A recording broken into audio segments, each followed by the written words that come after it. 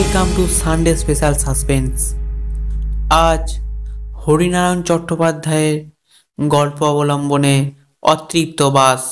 আমরা পূর্ববর্তী ভিডিওতে দি আর্ক অফ দি কোভেনেন্ট সম্পর্কে বিস্তারিত আলোচনা করেছিলাম। আপনাদের যদি না জানা থাকে দি আর্ক অফ দি কোভেনেন্ট সম্পর্কে, দি আর্ক অফ দি কোভেনেন্ট কি, কোথায় এর এখন বর্তমান অস্তিত্ব, যদি না জানা থাকে অবশ্যই ডেসক্রিপশন বক্সে দেওয়া লিঙ্কে আপনারা গিয়ে সেই ভিডিওটি দেখুন অবশ্যই।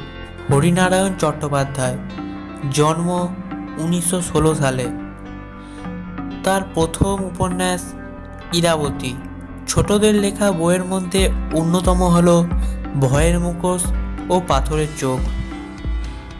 ইনি 1981 সালে মারা যান। শুরু হচ্ছে অতৃপ্ত বাস। দোষ আমারই, বন্ধুর বোনের বিয়ে, যাবো আর খেয়েই চলে আসবো, এই ঠিক ছিল। কিন্তু গিয়ে মুশকিলে পড়লাম। বন্ধু অকান্তে ডেকে হাত দুটো ধরে বলল, উদ্ধার করে দে ভাই, ভীষণ বিপদে পড়েছি। কি আবার হলো? পাড়ার ছেলের দল পরিবেশন করবে ঠিক ছিল, কিন্তু তাদের মধ্যে একদল পেপারার জলসা শুনতে চলে গেছে। লোক কম, তোদের হাত লাগাতে হবে। ঠিক আছে, পাঞ্জাবি খুলে ফেললাম, তারপর কোমরে গামছা বেঁধে লেগে গেলাম কাজে। সব যখন শেষ হলো রাত 12টা বেজে গেছে। নিজের আর কিছু মুখে দেওয়ার ইচ্ছা ছিল না। একটু দই খেয়ে রাস্তায় নেমে দেখা গেল সবাই চলে গেছে, কোনো মোটর নেই। বন্ধুকে আশ্বাস দিয়ে বললাম, আমি বড় রাস্তা থেকে একটা ট্যাক্সি করে নেব, 12:30 কলকাতার পক্ষে এমন কি রাত। রাস্তার মোড়ে গিয়ে দেখলাম এদিক ওদিক দুদিকেই ফাঁকা, যানবাহন তো নেই, রাস্তা জনমানব শূন্য। হঠাৎ করে আচমকা ফোঁটা ফোঁটা বৃষ্টি শুরু হয়ে গেল, বিরক্তিকর যেন। বৃষ্টির ফাঁকে রাস্তার আলোগুলো বেশ নির্জীব, নিষ্প্রভ। পিছিয়ে একটা দোকানের আড়ালে দাঁড়াতে গিয়ে বিপত্তিটা হলো। একটা কুকুর শুয়েছিল, দেখতে না পেয়ে একেবারে তার পেটের উপর পা চালিয়ে দিতেই বিকট স্বরে চিৎকার করে উঠল। সেখান থেকে লাফিয়ে রাস্তার কাছে আসতেই চোখে পড়ে গেল অনেক দূর থেকে একজোড়া আলো এগিয়ে আসছে। মরিয়া হয়ে রাস্তার মাঝখানে এসে দাঁড়ালাম। বাস, লরি, ট্যাক্সি, প্রাইভেট গাড়ি যাই হোক না কেন, দুহাত তুলে থামাবো। তা না হলে সারা রাত এইখানে দাঁড়িয়ে থাকতে হবে, কিংবা পিছু হেঁটে নিমন্ত্রণ বাড়ি গিয়ে বন্ধুকে ঘুম থেকে তুলে বিব্রত করতেই হবে। আলো দুটো খুব ধীরে এগোচ্ছে। মাঝে মাঝে সন্দেহ হলো বুঝিবা থেমেই আছে, আর এদিকে আসবেই না।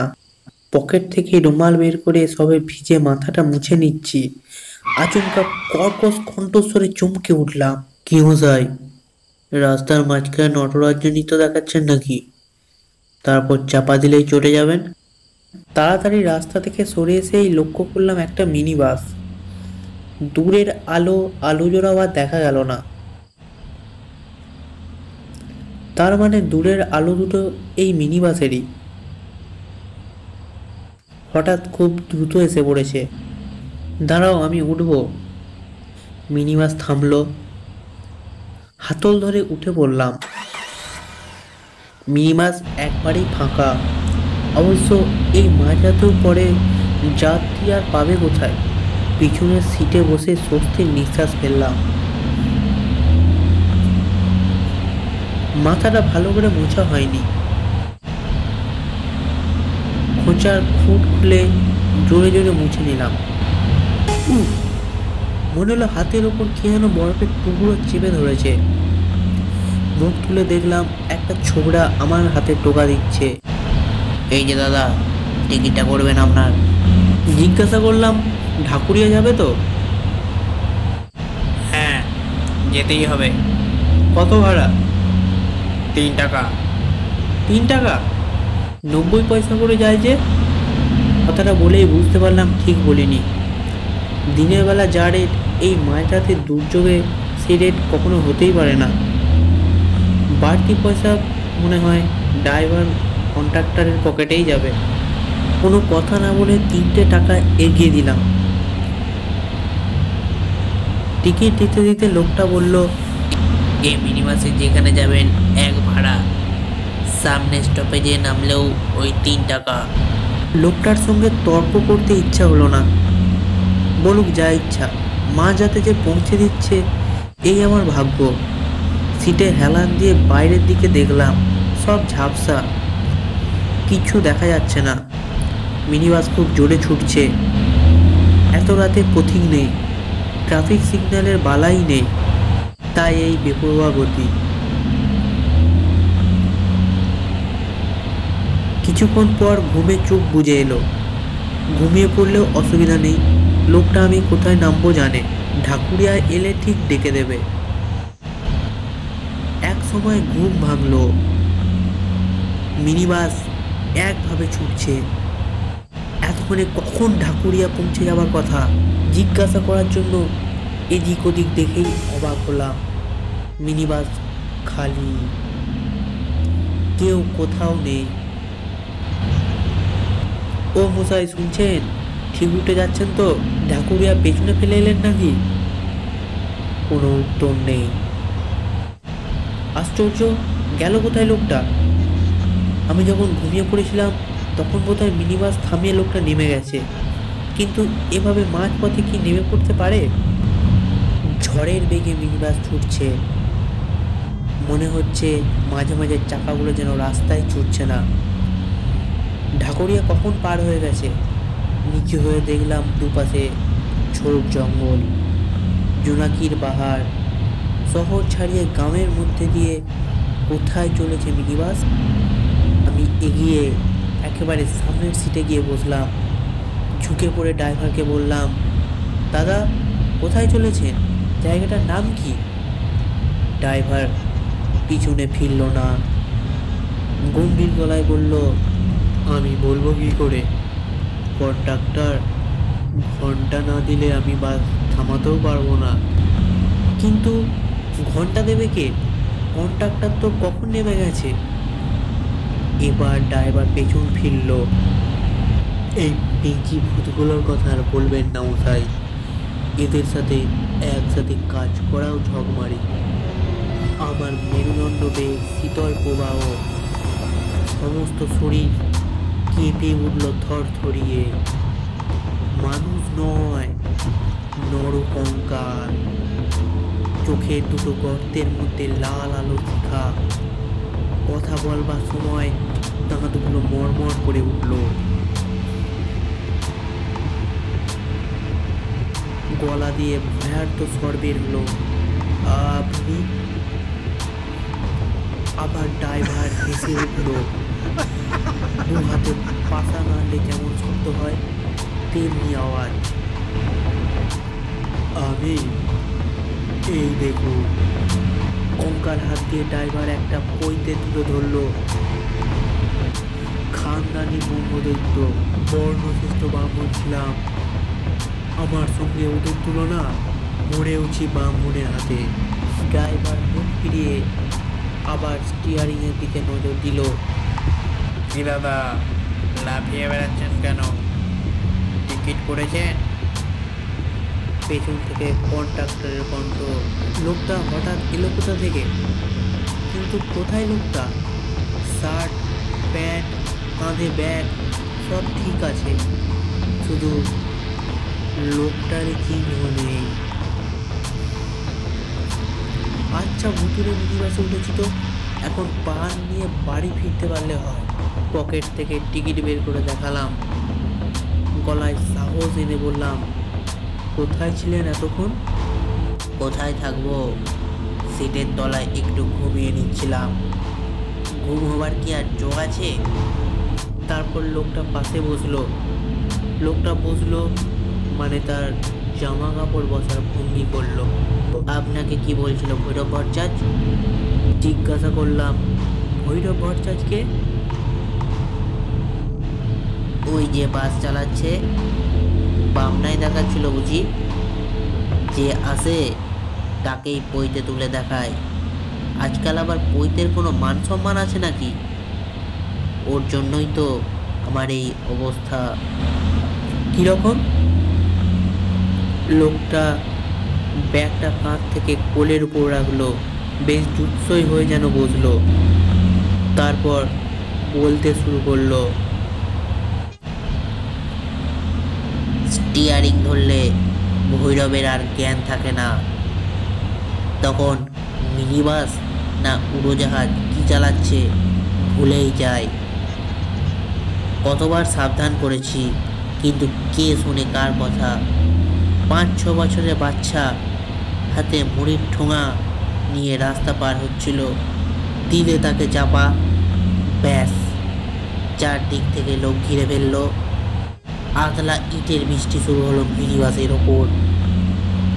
চায়ের দোকান থেকে এক টিকিওয়ালা বামুন বের হয়ে এলো, হাতে লোহার রড, একেবারে সোজা ভৈরবের মাথায়। আর শব্দটি করতে হলো না, স্টিয়ারিং এর ওপর নেতিয়ে পড়ল। আমি দরজা দিয়ে পালাবার চেষ্টা করলাম, থান ইট এসে লাগলো আমার চোয়ালে। বাপ বলে ডিগবাজি খেয়ে পড়লাম রাস্তার ওপর। সেই থেকেই এই অবস্থা। ভৈরব বামুনের হাতে গেছে, নিজেই বামুন, তাই ব্রহ্মদৈত্য। আর আমি আর আমি কথা আর শেষ হলো না। ভৈরব ভট্টাচার্য হুঙ্কার দিয়ে উঠল, দেখ গুপে, প্যাসেঞ্জারকে যা তা বোঝাসনি। তুই তো বললি সব ঠিক আছে, চালাও জোরে, বাবুদের অফিসে দেরি হয়ে যাবে। খবরদার, কপালের নিচে ড্যাব ড্যাবে একজোড়া চোখ আছে কিসের জন্য? রাস্তার লোকজন দেখতে পাও না? আমি বলবো তবে থামবে? এবারে ওদের চেহারা দেখা গেল। চেহারা মানে কঙ্কাল। চেঁচামেচি, হইচই, শেষকালে হাতাহাতি। সর্বনাশ! ভৈরব ভট্টাচার্য স্টিয়ারিং ছেড়ে বাসের ভিতরে হাত বাড়ালো। আজ তোর একদিন কি আমার একদিন। একবার ইটের ঘায়ে কাবার হয়েছিস, এবার আমার হাতে মরবি। আঙুলের হাড়গুলো মরমর করে উঠল। ব্যাগটা ছুঁড়ে ফেলে দিল বাসের মেঝের ওপর। বেশ হয়ে যাক, দাদা বলে এতদিন কিছু বলিনি, কিন্তু আর মানুষ নই যে মিথ্যা কথা সহ্য করব। অপমান গায়ে মাখবো না, দেখি কার হাতে কত শক্তি। আমি মহা মুশকিলে পড়লাম। দুই কঙ্কালের মাঝখানে আমি। লড়াই হলে বেশিরভাগ চোট আমার উপর দিয়ে যাবে। স্টিয়ারিং ছেড়ে ভৈরব ভট্টাচার্য ভিতরে চলে এসেছে। স্টিয়ারিংয়ে কেউ নেই, অথচ ভুতুরে বাস উদ্দাম বেগে ছুটছে। বুঝতে পারলাম এখনই আশপাশের কোনো দোকানের সঙ্গে কলিশন হবে। মিনিবাস মার, সেই সঙ্গে আমিও। অনেকগুলি উত্তেজিত কণ্ঠস্বর, কেউ ভৈরব ভট্টাচার্যের পক্ষ সমর্থন করছে, কেউ গুপির। কিন্তু বাস তো খালি ছিল, এতগুলো লোক এলো কোথা থেকে? মুখ ফিরিয়ে যা দেখলাম, তাতে আমার মাথার চুল সজারু কাঁটার মতো খাড়া হয়ে উঠল।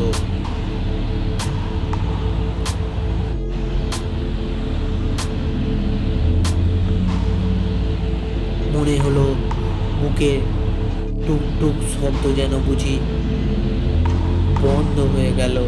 একেবারে সামনের সিটে আমার পাশে তখন হালদারের দাদামশাই।